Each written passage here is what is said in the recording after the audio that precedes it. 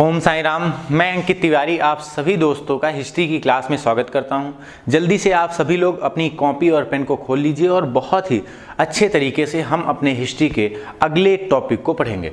अभी तक देखो हम लोग पढ़ रहे थे अपने उस टॉपिक को जहां से ब्रिटिशर्स और बाकी यूरोपियंस के आगमन को एक तरह से देखा गया था, वहां से लेकर बंगाल के नवाबों को हमने देखा। अब हमारे पास पहला एक ऐसा कानून आएगा जो ब्रिटिश संसद पारित करेगी। तो हेडिंग डाल लीजिए। यहां से अब अंग्रेजों के एक जो कह सकते हैं ढांचागत विकास है उसको देखेंगे। तो अब जरा देखना कैसे। तो इसमें सबसे पहला कानून आता है 1773 का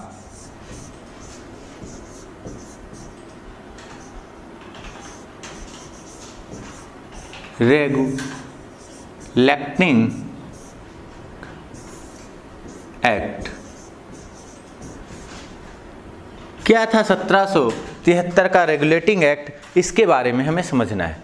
वास्तव में जब हम इस कानून की चर्चा करते हैं तो हमारे मन में पहला प्रश्न तो यही आ जाता है कि आखिर इसकी ज़रूरत क्यों पड़ी।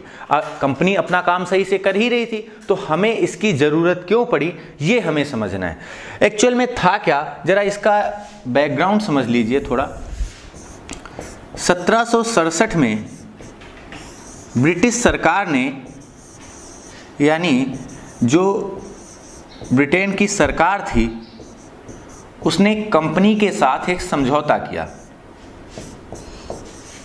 कंपनी मतलब ईस्ट इंडिया कंपनी, इसके साथ समझौता किया कि भारत के जो भी क्षेत्र तुम्हारे पास हैं और उनसे मिलने वाला जितना भी राजस्व है उसका 10% तुम हमें दोगे। क्योंकि आप सबने पढ़ा था 1764 ईस्वी में जब अंग्रेजों ने एक तरह से सामूहिक युद्ध में भारत के लगभग बड़े साम्राज्य को पराजित कर दिया, जिसमें आपको बताया गया था कि बक्सर के युद्ध में एक ऐसी घटना होती है जिससे समूचे भारत पर राज करने वाले एक त्रिगुटी क्षेत्र को पराजित किया था। कह सकते हैं समूचे भारत से आसे उत्तर भारत के जितने भी राजवंश थे। तो इसके साथ साथ ही जब ये कानून आया, यानी इस ब्रिटिश सरकार ने कंपनी के ऊपर ये एक नियम लागू कर दिया कि जितना भी राजस्व वसूलोगे उसका 10% तुम ब्रिटिश सरकार को दोगे। 10% ब्रिटिश सरकार को दोगे। सरकार की इस बात से एक तरह से मान गई कंपनी कि हाँ ठीक है, हम तुम्हें 10% राजस्व देंगे। लेकिन इसके बाद यानी 1767 के बाद दौर बदलता गया, अंग्रेजों का क्षेत्र बढ़ता गया और इसके साथ साथ ही कह सकते हैं कि एक बंगाल का पूरा हिस्सा अंग्रेजों के पास आ गया, कंपनी के यानी पास आ गया। लेकिन इसके अलावा कंपनी ने राजस्व में कोई वृद्धि नहीं की। कहने का मतलब यह है कंपनी यहाँ पर भ्रष्टाचार करने लगी कि कंपनी अब राजस्व तो ज़्यादा वसूल रही है लेकिन अपनी सरकार को उतना ही धन दे रही जितना कि 1767 में दे रही थी। जब ये बात ब्रिटिश सरकार को पता चली तो उसने एक कानून पारित कर दिया जिसे 1773 का रेगुलेटिंग एक्ट बोलते हैं। तो ये था कारण जिस कारण 1773 का रेगुलेटिंग एक्ट आया था। ये सब करने का श्रेय, ध्यान रखना, लॉर्ड नाथ, जो इस समय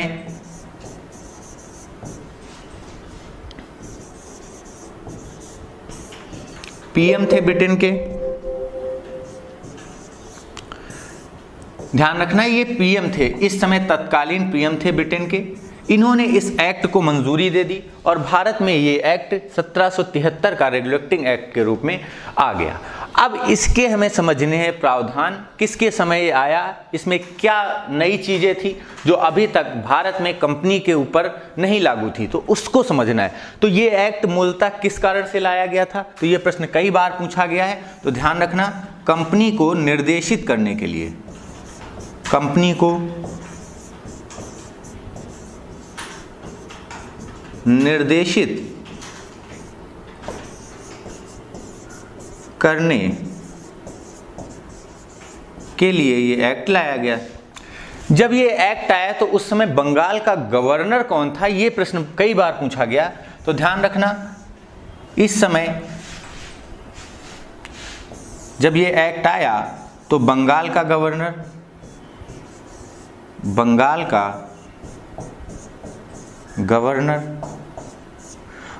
गवर्नर इस समय वारेन हेस्टिंग था। वारेन हेस्टिंग्स के बारे में कहा जाता है कि इसका शासनकाल 1772 से लेकर 1773 तक सिर्फ बंगाल के गवर्नर के पद पर रहा था। ध्यान रखना 1773 में। फिर इसके बाद 1773 में जब ये रेगुलेटिंग एक्ट आ गया, यानी भारत में ये लागू हो गया, तो उसके बाद फिर वारेन हेस्टिंग का जो बंगाल का गवर्नर का पद था वो समाप्त हो गया। फिर इसके बाद वारेन हेस्टिंग को ही बंगाल का गवर्नर जनरल पद नाम दिया गया। तो ये समझना, बहुत बारीकी से चीज़ों को जब आप पकड़ेंगे तभी सभी प्रश्नों का उत्तर सही ढंग से दे पाएंगे।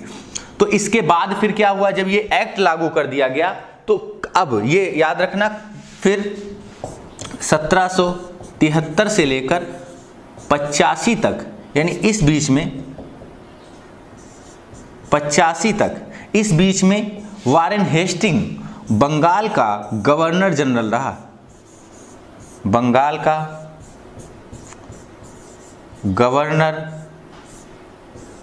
जनरल। तो इस तरह करके वारेन हेस्टिंग को ही बंगाल का गवर्नर जनरल बना दिया गया। ध्यान रखोगे।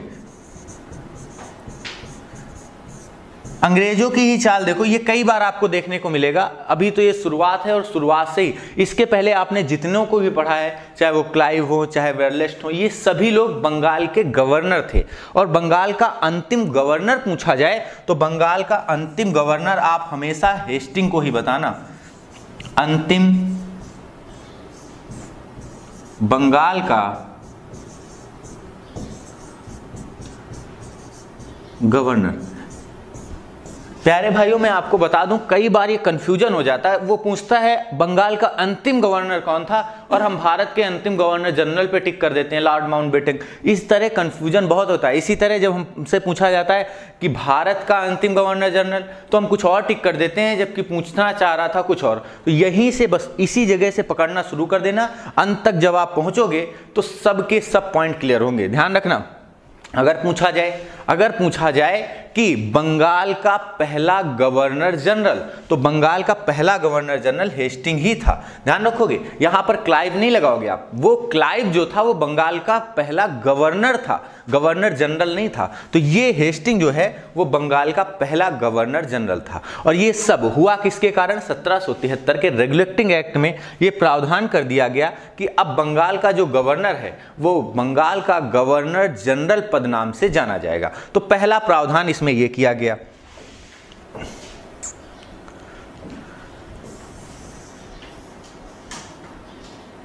समझना जरा चीजों को,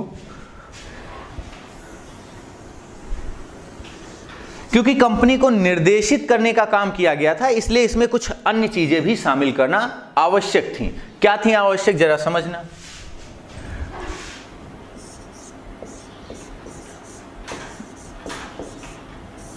गवर्नर जनरल की सहायता के लिए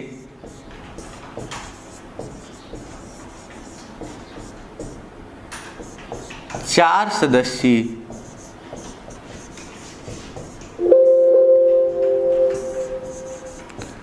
परिषद गठित की गई।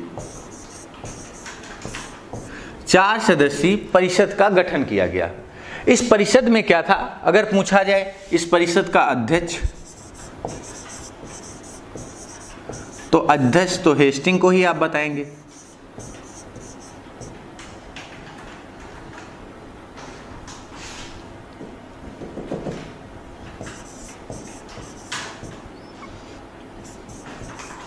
हेस्टिंग्स। लेकिन अगर पूछा जाए कि इसके साथ साथ ही परिषद के सदस्य जो होते थे उनका कार्यकाल कितना था, तो अगर कार्यकाल पूछा जाए तो कार्यकाल 5 वर्ष था। फिर इसके बाद अगर पूछा जाए कि इन सदस्यों को नियुक्त कौन करता था, तो नियुक्त करने का, यानी इन सदस्यों को नियुक्त करने का जो कार्य था वो किया जाता था जो यहाँ का इस समय का राजा होता था, ब्रिटेन का राजा। तो याद रखेंगे, यानी किंग के द्वारा इनको नियुक्त किया जाता था। फिर इसके बाद में इस गवर्नर जनरल की 4 सदस्यीय जो परिषद थी, इसको ये अधिकार था, यानी इस पूरी परिषद को ये अधिकार था कि कोई भी निर्णय लिया जाए तो वो बहुमत से लिया जाए। किससे लिया जाए? तो याद रखेंगे, निर्णय बहुमत से होता था, निर्णय बहुमत से होता था। और अगर पूछा जाए कोरम कितने का था, तो कोरम, क्योंकि 4 सदस्यीय समिति थी तो कोरम 3 का रखा गया, ध्यान रखोगे। फिर इसके बाद में गवर्नर, मान लीजिए अगर 2-2 वोट दोनों पक्षों में पड़ गए, यानी इस बिल को पास करने के लिए 2 वोट पड़ गए और इसके विरुद्ध 2 वोट पड़ गए, तो अब निर्णायक मत देने का अधिकार गवर्नर जनरल के पास होता था। तो ध्यान रखना, निर्णायक मत गवर्नर जनरल दे सकता था।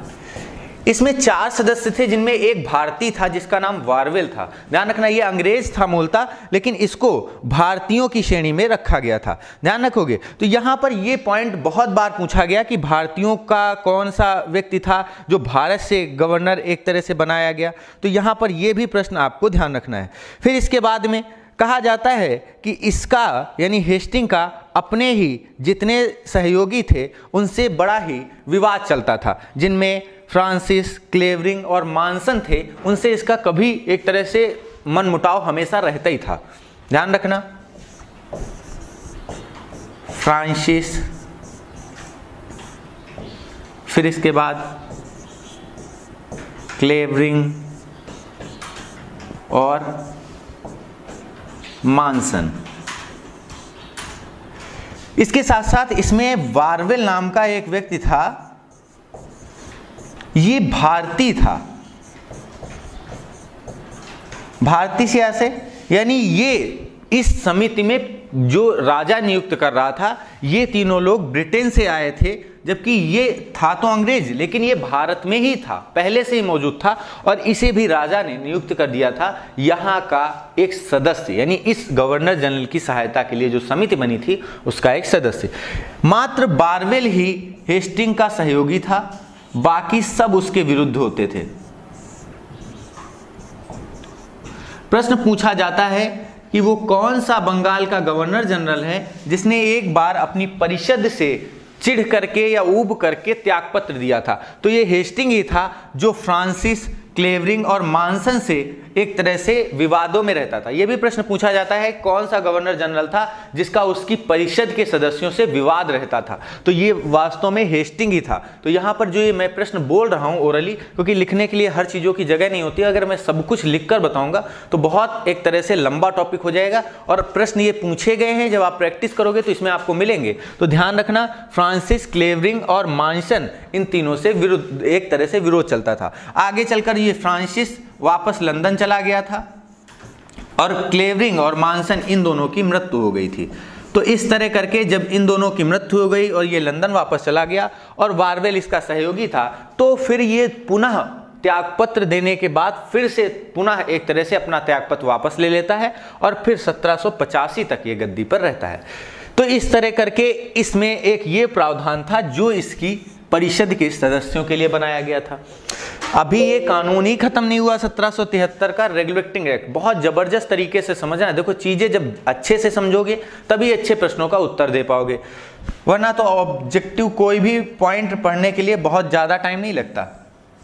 ये काम, ये सिलसिला अभी यही नहीं रुका, क्योंकि अंग्रेज सरकार जान चुकी थी कि अब कंपनी बहुत सारा एक तरह से भ्रष्टाचार कर रही है, तो उसके लिए वो यही नहीं रुकी, एक 24 सदस्यीय बोर्ड ऑफ डायरेक्टर की एक समिति नियुक्त की। ध्यान रखना, ये कंपनी के द्वारा किया गया इस एक्ट का तीसरा प्रावधान था। पहला प्रावधान क्या था, आपको बताया गया कि गवर्नर जनरल का एक जो पद था वो बनाया गया। बंगाल का अभी तक गवर्नर होता था, अब गवर्नर जनरल, ये पहला पॉइंट था। दूसरा क्या था, इसकी सहायता के लिए गवर्नर जनरल की एक क्या की गई थी, 4 सदस्यीय समिति गठित की गई थी, 4 सदस्यीय परिषद गठित की गई थी। लेकिन इसके साथ साथ ही एक 24 सदस्यीय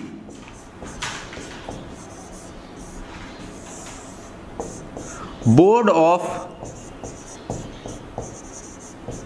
डायरेक्टर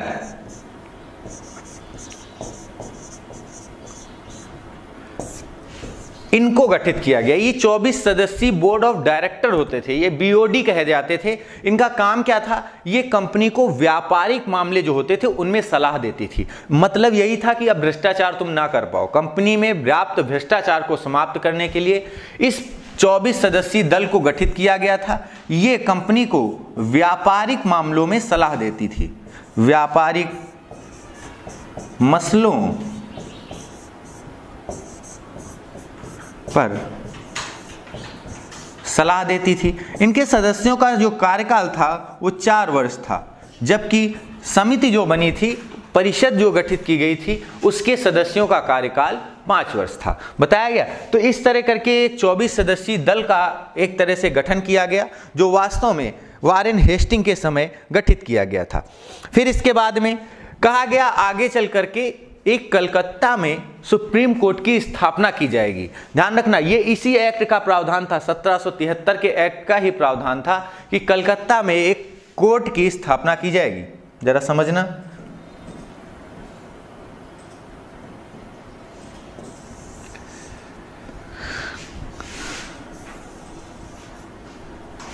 (1773) में ही निर्णय लिया गया, इस एक्ट के तहत ही यह निर्णय लिया गया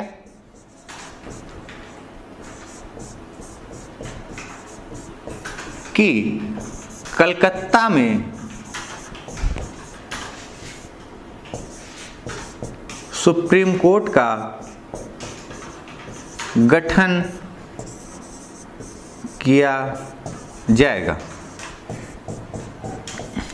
और ये कहीं तक सही भी था, क्योंकि कुछ अंग्रेज अधिकारी और भारतीय लोग भी एक तरह से अंग्रेजों को जो परेशान कर रहे थे, उनके खिलाफ ये एक बहुत सख्त निर्णय था कि अब न्यायपालिका उन्हें दंडित करेगी। लेकिन इसका दुरुपयोग बहुत अच्छे तरीके से अंग्रेजों ने किया, उसको भी हमें देखना है। 1774 में ये बनकर तैयार हो गया और उसके बाद इसमें कहा जाता है कि भारतीयों के फैसले नहीं सुने जाते थे। इसमें सिर्फ बंगाल से जुड़े मामले जो थे उनको देखा जाता था। बंगाल से जुड़े मामलों से आशय था कि बंगाल के जितने भी लोग थे उनको इसमें एक तरह से न्याय दिया जाता था। फिर इसके बाद कहा गया कि इसमें एलिजा एम्पे नाम के व्यक्ति को पहली बार सुप्रीम कोर्ट यानी इस कलकत्ता की जो कोर्ट थी उसका प्रमुख बनाया गया। एलिजा एम्पे, इनको कई जगह आप इम्पे भी लिखें मिलेंगे, तो यही है, कंफ्यूज मत होना। तो इनको इसका कह सकते हैं सुप्रीम कोर्ट का प्रमुख न्यायाधीश बनाया गया। इनकी सहायता के लिए, यानी ये जो सुप्रीम कोर्ट तैयार हुआ था, ये इसमें एक मुख्य न्यायाधीश थे। इनकी सहायता के लिए 3 और न्यायाधीश बनाए गए। तो याद रखना, इस जो सुप्रीम कोर्ट गठित हुआ था उसमें 1+3 सदस्य थे, तो 3 अन्य न्यायाधीश थे। ध्यान रखना, इन 3 अन्य न्यायाधीशों में चैम्बर नाम का एक, वर्तमान में अदालतों में चैम्बर होता भी है, इसके साथ साथ ही चैम्बर के साथ लिमेंटर और इसके साथ साथ ही हाइड नाम के 2 और व्यक्ति थे। ध्यान रखना, इन तीनों के अगर आप नाम लिखना चाहें तो लिख लीजिए। वैसे कभी पेपर में इतना डीप पूछता नहीं है, लेकिन फिर भी अगर आपके मन में प्रश्न चल रहा है तो नोट कर लीजिएगा। चैम्बर, लिमेंस्टर, फिर इसके बाद एक हाइड थे। ये तीनों इस कह सकते हैं सुप्रीम कोर्ट के अन्य न्यायाधीश थे। 4 लोगों की एक समिति थी। फिर इसके बाद जब ये न्यायालय गठित हो गया तो इसी में निर्णय लिया गया कि अब अंग्रेजों के जो क्षेत्र हैं वो गवर्नर जनरल के पास होने चाहिए। तो बंगाल तो पूरी तरह से अंग्रेजों के पास था, लेकिन अभी जो क्षेत्र नहीं थे उनको ध्यान रखना था। तो इसमें बिहार, जो अभी तक कह सकते हैं नहीं था, उसको भी शामिल किया गया। साथ में बॉम्बे और मद्रास प्रेसिडेंसी को गवर्नर जनरल के अधीक्षण में रखा गया। ध्यान से समझना। इसके बाद बंगाल के साथ साथ बॉम्बे और मद्रास, ये इसका तीसरा प्रावधान था। चौथे में आ जाइए, तो बॉम्बे और मद्रास प्रेसिडेंसी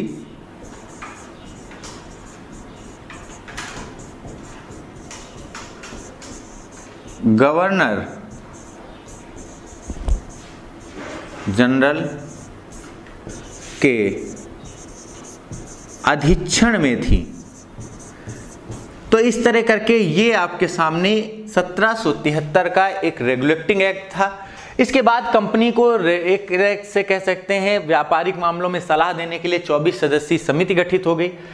और इसके साथ साथ ही इसी कह सकते हैं एक्ट के तहत आपको ये देखने को मिलेगा कि एक 4 सदस्यीय समिति गठित की गई, परिषद गठित की गई जो गवर्नर जनरल को सहायता प्रदान करेगी। ये बोर्ड ऑफ डायरेक्टर के लोग गवर्नर जनरल को सहायता नहीं प्रदान करते थे, ये तो मामलों पर सलाह देते थे कि व्यापार में कैसे करना है। एक तरह से कंपनी के विरुद्ध ये गठित किए गए वो लोग थे जो राजस्व देखते थे कि अब कंपनी को कितना मिला, कैसे मिला। तो इन सब चीज़ों की पूरी रिपोर्ट जो थी वो ब्रिटेन सरकार को ये लोग देते थे। तो इस तरह करके ये था 1773 का रेगुलेटिंग एक्ट। संभवतः आपको समझ में आ गया होगा। अब देखिए इस 1773 के रेगुलेटिंग एक्ट के तहत इतने प्रावधान थे, ये तो आपने समझ लिए। फिर इसके बाद 1773 के रेगुलेटिंग एक्ट के तहत पहला बंगाल का गवर्नर जनरल बनता है। गवर्नर जनरल बंगाल का पहला बनता है। तो वारेन हेस्टिंग क्योंकि बनता है, तो हम अब वारेन हेस्टिंग की जीवनी को समझेंगे। उस पर आने वाले जो प्रश्न हैं उसको कैसे आप टैकल कर सकते हैं उसको समझेंगे। तो जरा देखना,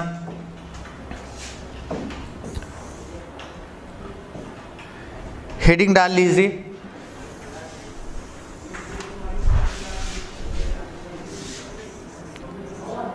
बंगाल का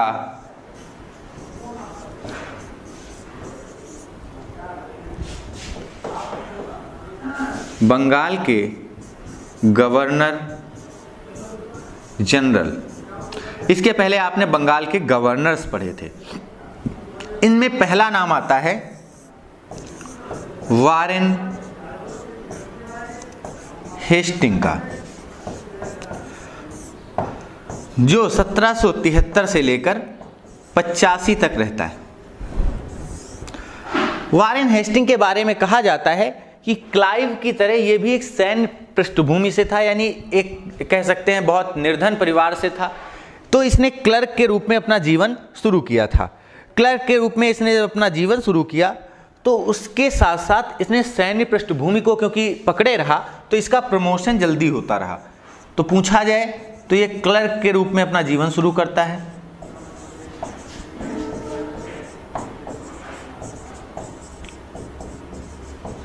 जीवन शुरू किया।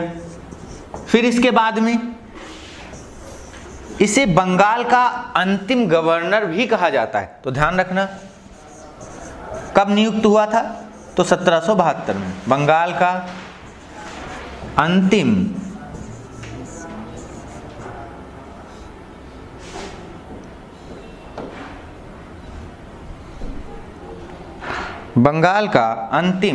गवर्नर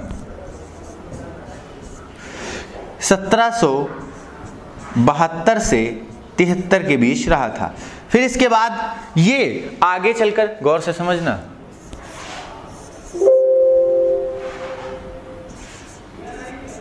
बंगाल का गवर्नर जनरल बना और 1773 से 85 के बीच ये रहा था। फिर इसके बाद इसके शासनकाल में कई सारी उपलब्धियां गिनी गई हैं। इसके शासनकाल में बहुत सारी चीज़ें हुई, जैसे इसी के समय आपको देखने को मिलेगा कि इसमें पहला काम हुआ कि अभी तक किसी की एक तरह से परिषद तो थी नहीं, परिषद बनी तो इसके अपने सदस्यों से विवाद था। तो प्रश्न यहाँ याद रखना, परिषद के सदस्यों से विवाद था। अब परिषद इसकी क्या थी वो तो आप देख ही चुके। फिर इसके बाद में इसने परिषद के विवादों के चलते त्यागपत्र दे दिया था।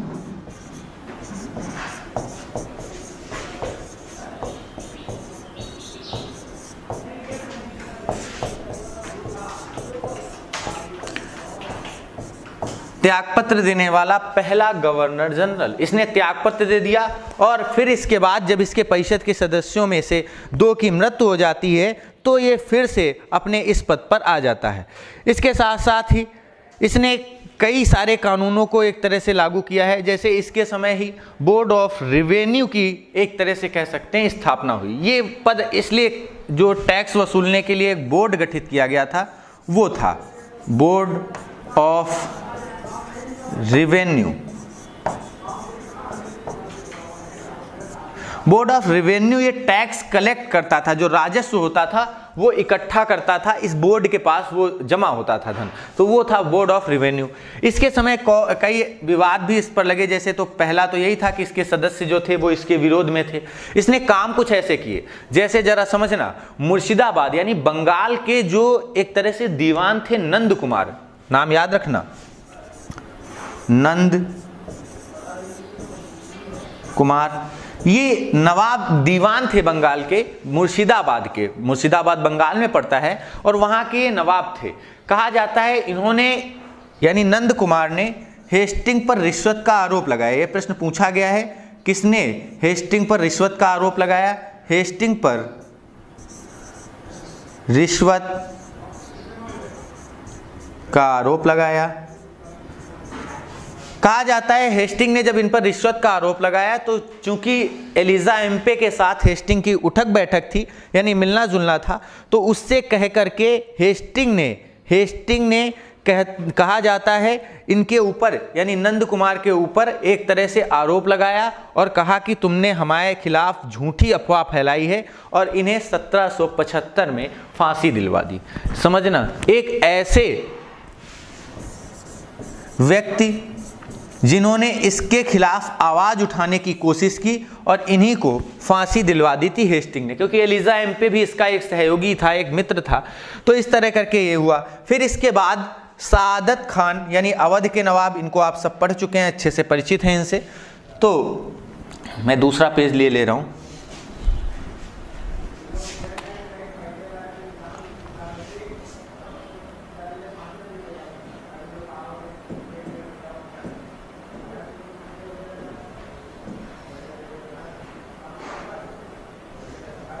अब जरा समझना, इसके ऊपर एक और आरोप लगा, तीसरा। पहला आरोप तो यह था कि परिषद के सदस्यों से विवाद था, दूसरा इसने नंद कुमार को एक तरह से गलत तरीके से फांसी दिलवा दी थी। फिर तीसरा इसके ऊपर आरोप क्या लगा? तीसरा आरोप इसके ऊपर लगा कि सादत खान यानी अवध के नवाब की जो बेगमें थी, अवध के नवाब की बेगमों से, अवध के नवाब मैंने आपको बताया था, अवध के क्षेत्र में जब मैं पढ़ा रहा था आपको बंगाल, तो मैंने वहाँ अवध के नवाब सादत खान के बारे में बताया था। तो जो सादत खान थे अवध के नवाब, उनके बारे में आपको बताया था, उनकी बेगमें थीं। तो उन बेगमों से धन वसूलने के लिए इस वारेन हेस्टिंग ने सादत खान के बेटे, जिसका नाम आसफुद्दौला था, उसको आदेश दे दिया।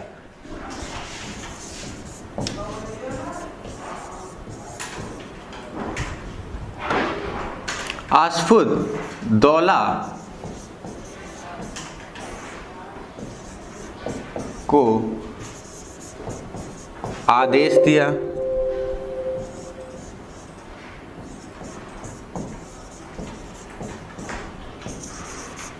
धन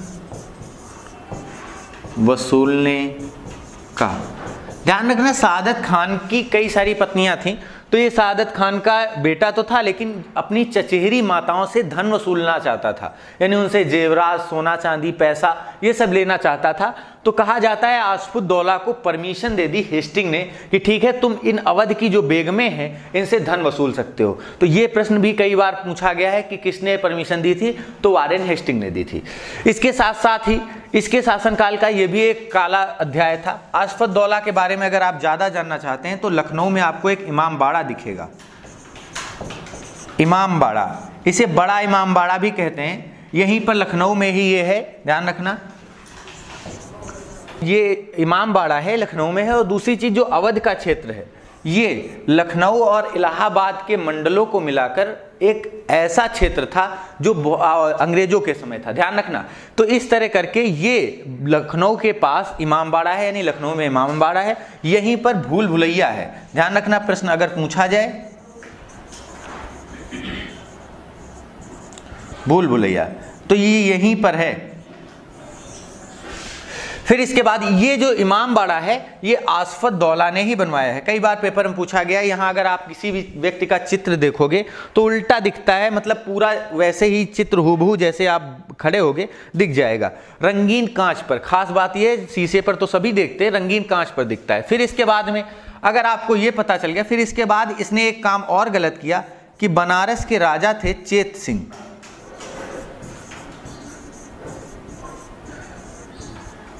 जहाँ से हमारे इस समय के वाराणसी से प्रधानमंत्री उनकी लोकसभा सीट भी है। तो यहीं के चेत सिंह थे बनारस के राजा, इनसे अतिरिक्त धन की मांग की। ध्यान रखना, हेस्टिंग ने कहा हमें धन दो, जितना दे रहे थे उससे ज़्यादा मांग लिया, अतिरिक्त धन की मांग, और ये मांग इन्होंने नहीं पूरी की तो इनको अपदस्थ कर दिया।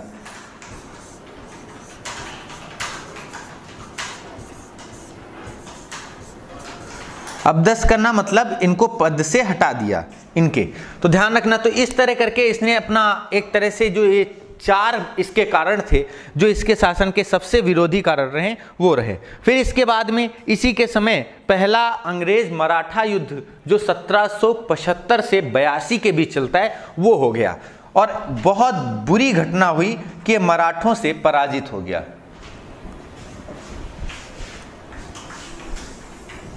इसने अपने जीवन काल में 2 युद्ध लड़े, पहला 1775 से 82। ये युद्ध प्रथम अंग्रेज मराठा युद्ध कहा जाता है, प्रथम अंग्रेज मराठा युद्ध। इस युद्ध में महादजी सिंधिया, इनके बारे में आप पढ़ चुके होंगे, महादजी सिंधिया ने अंग्रेजों को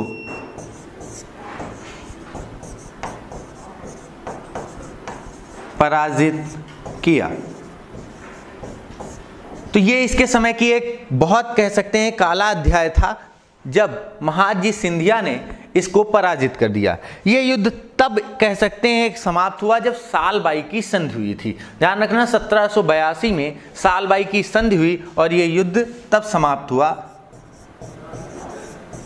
सालबाई की संधि। इस संधि के तहत 1782 कहा गया कि अंग्रेजों को युद्ध में जितना भी नुकसान हुआ है उसकी क्षतिपूर्ति करनी पड़ेगी। युद्ध का निर्णय जो था वो मराठों के पक्ष में रहा। इसके साथ साथ ही इसी के शासनकाल में दूसरा अंग्रेज मैसूर युद्ध होता है जो 1780 से लेकर 84 के बीच में चलता है। तो दूसरा अंग्रेज मैसूर युद्ध इसी के समय हुआ था और उसको अब आप देख लीजिए 80 से 84। इसके समय क्योंकि बहुत सारी घटनाएं हैं तो आपको हर घटना को समझना होगा अगर आप अच्छे से पेपर को कवर करना चाहते हैं तो। 1780 से 84 ये था, इसके समय लड़ा गया दूसरा अंग्रेज मैसूर युद्ध। पहला अंग्रेज मैसूर युद्ध वेरलेस्ट के समय लड़ा गया था 1767 से 69 के बीच। अभी मैं मैसूर वाला चैप्टर पूरा है तो उसमें अंग्रेजों से इनके 4 युद्ध हुए हैं, उन चारों युद्धों को आपको डिस्कस करना है, ठीक। तो इसमें जो अंग्रेज मैसूर दूसरा युद्ध था, इस युद्ध में कहा जाता है कि अंग्रेजों को एक तरह से, अंग्रेजों की तरफ से तो ये था ही वारेन हेस्टिंग, लेकिन उधर से यानी मैसूर की तरफ से अंग्रेज, इधर से हेस्टिंग था और उधर मैसूर की तरफ से हैदर अली, और इसके बाद हैदर अली की जब डेथ हो जाती है तो उसका बेटा टीपू सुल्तान आता है और वो गद्दी पर बैठ जाता है और अंग्रेजों से ये दूसरा युद्ध जो चल रहा था वो चालू रखता है। इस युद्ध में हैदर अली और टीपू की विजय इसलिए कही जाएगी क्योंकि इस युद्ध में अंग्रेजों ने एक मोर्चा बनाया था। जरा समझना, इस मोर्चे में मराठे और निजाम शामिल थे। मराठों और निजाम को शामिल करके अंग्रेजों ने एक 3 सदस्यीय मोर्चा बना लिया। अब ये मोर्चा क्योंकि अंग्रेजों के द्वारा बनाया गया था तो अब हैदर के लिए बड़ी समस्या क्रिएट कर रहा था। तो हैदर अली ने पहले तो इस मोर्चे में फूट डाल दी और इस मोर्चे को तोड़ दिया, यानी मराठों और निजाम को इसने तोड़ दिया। इसके बाद अंग्रेजों को बहुत बुरी तरह से इसने मंगलौर में पराजित किया। ध्यान से समझना, इसने अंग्रेजों को एक तरह से वारेन हेस्टिंग को बहुत बुरी तरह से मंगलौर में पराजित किया। मंगलौर में जैसे इसने पराजित किया, ध्यान रखना, फिर आगे चलकर 1784 में मंगलौर में ही संधि होती है।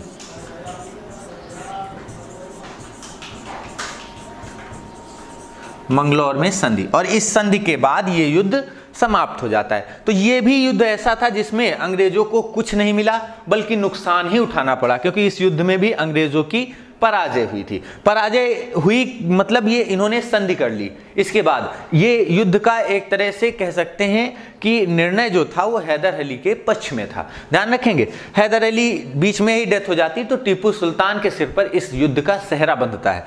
तो ये थे वास्तव में इस वारेन हेस्टिंग के समय लड़े गए 2 प्रमुख युद्ध। इसके बाद वारेन हेस्टिंग के समय कुछ रचनात्मक कार्य किए गए, उनको जरा देख लीजिएगा। जैसे कि वारेन हेस्टिंग खुद अरबी और फारसी का अच्छा जानकार था। अरबी फारसी उसको समझ में आती थी, पढ़ लेता था। बंगला तो वो लिख भी लेता था, अपने सिग्नेचर वो बंगला भाषा में करता था। तो ध्यान रखना, अरबी, फारसी और बंगला, ये 3 भाषाओं को जानता था हेस्टिंग्स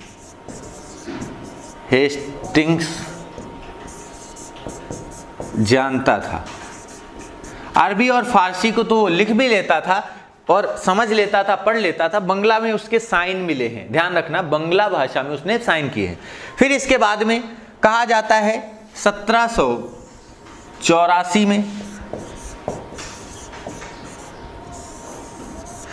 1784 में एशियाटिक सोसाइटी ऑफ बंगाल की स्थापना की गई। 1784 में एशियाटिक सोसाइटी ऑफ बंगाल की स्थापना की गई। इसकी स्थापना का श्रेय सर विलियम जोन्स को जाता है। ध्यान रखना, 1784 में एशियाटिक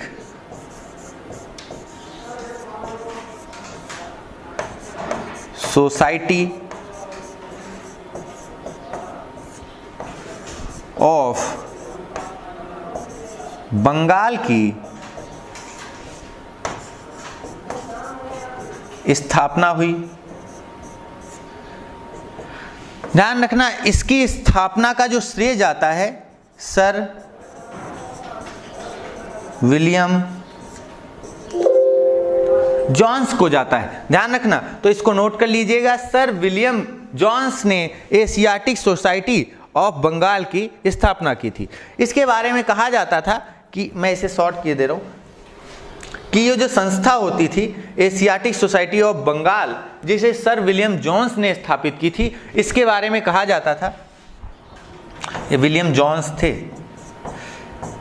कहा जाता था ये जो संस्था थी एशियाटिक सोसाइटी ऑफ बंगाल, ये प्राचीन जो भारत की संस्कृति थी, जो प्राचीन भारत से रिलेटेड धर्म ग्रंथ थे, उनसे रिलेटेड जितनी पांडुलिपियां थी उनका संकलन करती थी।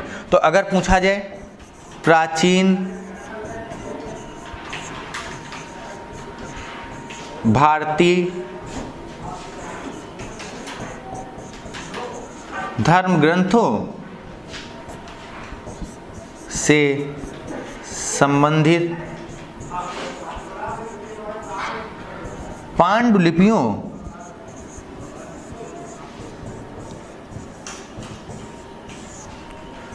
का संकलन करती थी ये एशियाटिक सोसाइटी ऑफ बंगाल। कई बार पूछा गया, ध्यान रखना, एशियाटिक सोसाइटी ऑफ बंगाल या ASB नाम से इसको जानते थे। ध्यान रखना, विलियम जोन्स ने इसकी स्थापना की है। भारतीय सभ्यता से जुड़ी चीज़ों की एक पांडुलिपियाँ तैयार करती थी। फिर इसके बाद में इसी समय कहा जाता है कि चार्ल्स विल्किंस ने, ध्यान रखना, चार्ल्स विल्किंस ने गीता का अंग्रेजी में अनुवाद किया है।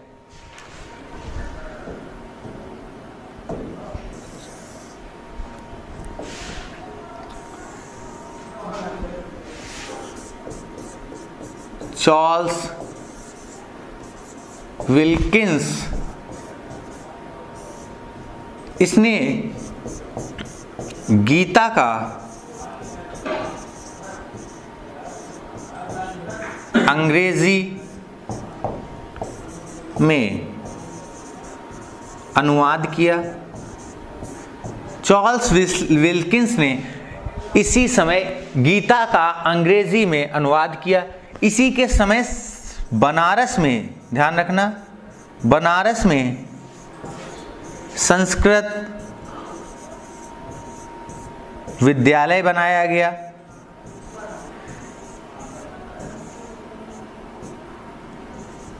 संस्कृत विद्यालय बनाया गया। तो पूछा जाता है प्रश्न कि संस्कृत विद्यालय की स्थापना किस गवर्नर जनरल के समय हुई? तो वारेन हेस्टिंग के समय, इसी समय हुई थी। फिर इसके बाद में कहा जाता है कि इसी के समय मनुस्मृति का भी अंग्रेजी में अनुवाद किया गया। मनुस्मृति के बारे में तो ये कहा जाता है कि इसकी भूमिका हेस्टिंग ने स्वयं तैयार की। ध्यान रखना, ये जो संस्कृत विद्यालय बना था इसको जोनाथन डंकन ने बनवाया था। जोनाथन डंकन, इनके द्वारा ये बनवाया गया था। अंग्रेज ही थे एक। फिर इसके बाद में अगर आपसे पूछा जाए कि मनुस्मृति का किसके समय अनुवाद हुआ था? प्राचीन भारत में आप स्मृतियाँ पढ़ेंगे, स्मृतियों के बारे में आपको देखने को मिलेगा। मनुस्मृति वैसे भी सामाजिक कट्टरता के लिए जानी जाती है। एक वाक्य इसके बारे में पूछा जाता है कि यत्ते नारस्य पूजन्ते रमन्ते तत् देवता। यहाँ इस वाक्य मतलब जो ये वाक्य मैंने बोला है, वो वास्तव में मनुस्मृति से ही लिया गया। ये कई बार पेपर में सीधे पूछा गया है। तो मनुस्मृति का इस समय अंग्रेजी में अनुवाद हुआ। अंग्रेजी में अनुवाद हुआ। इस अंग्रेजी के अनुवाद को नाम एक दिया गया है, अ कोड ऑफ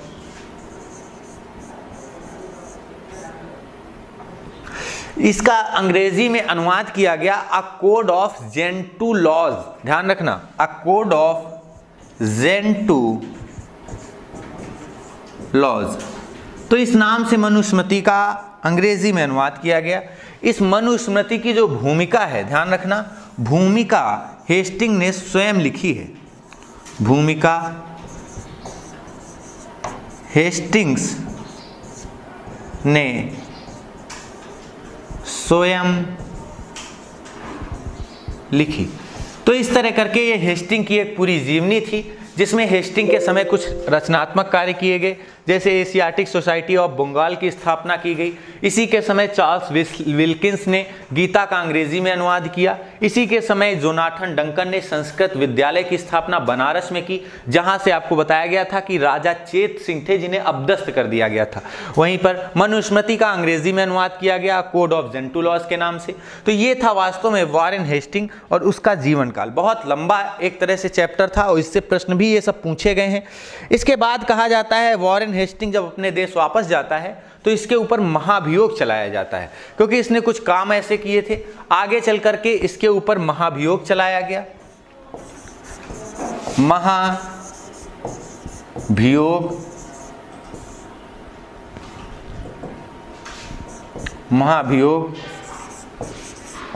चलाया गया। और इस महाभियोग चलाने के साथ साथ कहा जाता है कि जब यह महाभियोग चलाया गया तो इसने अपने ऊपर लगे आरोपों को खारिज किया और आगे चल करके पिट्स इंडिया एक्ट जो 1784 आता है उसके विरोध में त्यागपत्र दे देता है और दावा करता है कि जो पिट्स इंडिया एक्ट आ रहा है मैं इस कारण त्यागपत्र दे रहा हूं। तो ध्यान रखना, पिट्स इंडिया एक्ट के विरुद्ध त्यागपत्र दे देता है। पिट्स इंडिया एक्ट के, ऐसे लिख लीजिएगा, विरोध में त्यागपत्र दे देता है। तो इस तरह करके ये हेस्टिंग का एक पूरा कॉन्सेप्ट था। इसमें आपने वॉरेन हेस्टिंग को समझा और इसके साथ साथ ही आपने वॉरेन हेस्टिंग के समय आए आपको रेगुलेटिंग एक्ट को भी समझना था। तो ये दोनों टॉपिक आपको समझ में आ गए होंगे। इसके बाद अब हम समझेंगे पिट्स इंडिया एक्ट जो 1784 में आता है। ध्यान रखना, अब इसको समझना है। तो आप सब इतना तैयार करके रखना, अगली क्लास में हम यहीं से कंटिन्यू करेंगे। तब तक के लिए जितनी चीज़ें बताई जाती हैं, जिस कॉन्सेप्ट से बताई जाती हैं, उसको वैसे ही तैयार करना। अब जैसे मैसूर अभी आपको पढ़ना है, ठीक, फिर इसके बाद मैसूर के जितने टॉपिक हैं मैं समझा दूंगा, पढ़ा दूंगा। ये पिट्स इंडिया एक्ट कैसे आखिर में इसके विरोध में इसने कह सकते हैं कि अपना त्यागपत्र दिया था। तो ये वास्तव में एक आरोप है, क्योंकि पिट्स इंडिया एक्ट अभी आप जब देखोगे तब आपको समझ में आएगा ये तो उसी के पक्ष में है, फिर भी ये त्यागपत्र दे रहा है। तो ये वास्तव में सिर्फ इसका एक दिखावा था, इसके ऊपर इतने आरोप लग गए थे, इसका त्यागपत्र देना लाजमी था। तो इस तरह करके तभी तो इसके देश जाने पर इसके ऊपर महाभियोग चलाया जाता है। तो तब तक ये चीज़ें आप सब कॉन्सेप्ट में रखिएगा, समझते रहिएगा। नेक्स्ट क्लास में हम यहीं से शुरू करेंगे। देखिए हिस्ट्री बहुत ही इंटरेस्टिंग सब्जेक्ट है, समझ कर पढ़ेंगे तो मज़ा आ जाएगी। फिर इसके बाद हम अगली क्लास में कल फिर मिलेंगे। तब तक के लिए आप सभी का धन्यवाद। ओके, तैयार करिए। Best of luck all of you.